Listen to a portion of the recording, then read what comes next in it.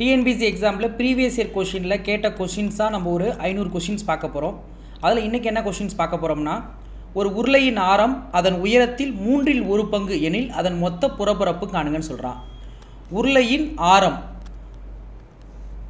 உருளையின் ஆரம்னா ஆர்னு வச்சுக்க போகிறோம், ஈக்குவல் டு அதன் உயரம்னா ஹெச், அதில் 1/3 அப்போ 1/3 அப்படின்னு போட்டுக்கலாம், இல்லை டிவைட் பை 3ன்னு கூட போட்டுக்கலாம். அதாவது ஆர் ஈக்குவல் டு ஹெச், இந்த உயரத்தில் 1/3 அப்படின்னு சொன்னால் ஹெச் இன்ட்டு 1 ஹெச்ன்னு போட்டுக்கலாம், கீழே 3 இருக்குது அப்படியே 3 வச்சுக்கலாம், அவ்வளோதான் முடிஞ்சிருச்சு.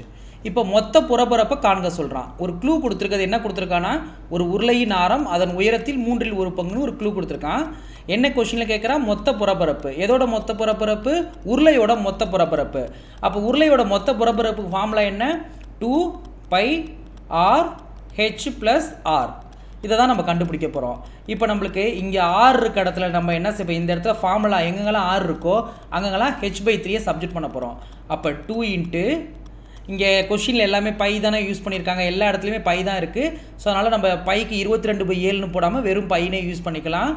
ஆர் இருக்க இடத்துல என்ன செஞ்சுக்கலாம், h/3 into H plus R இருக்க இடத்துல நம்ம h/3 யூஸ் பண்ணிக்கிட்டோம், அவ்வளோதான் முடிஞ்சிருச்சு.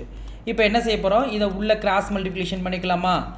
பண்ணோம்னா என்ன வரும், 2πh, கீழே 3 இருக்குது அப்படியே 3 வச்சுக்கலாம், இன்ட்டு இந்த 3 இதோட உள்ள கிராஸ் மல்டிப்ளினா 3 into H 3h, 1 into H 1 into 3 அவ்வளோதான் முடிஞ்சிருச்சு.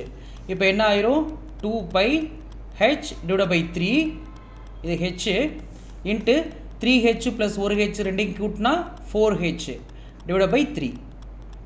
இப்போ உள்ள சிம்பிளிஃபிகேஷன் மல்டிப்ளை பண்ணிட்டா முடிஞ்சிருச்சு. 2 இன்ட்டு 4 8, பை அப்படியே யூஸ் பண்ணிக்கிறோம், பை போட்டாச்சு. இங்கே ஒரு ஹெச் இருக்குது, இங்கே ஒரு ஹெச் இருக்குது, அப்போ h². கீழே என்ன இருக்குது, 3 இன்ட்டு 3 9, ஸோ 9, அவ்வளோதான் முடிஞ்சிருச்சு. இதில் எங்கே அந்த ஆன்சர் இருக்குது, இந்த இடத்துல ஆன்சர் இருக்குது பார்த்தீங்களா, 8πh² டிவைட் பை 9, அவ்வளோதான் முடிஞ்சிருச்சு.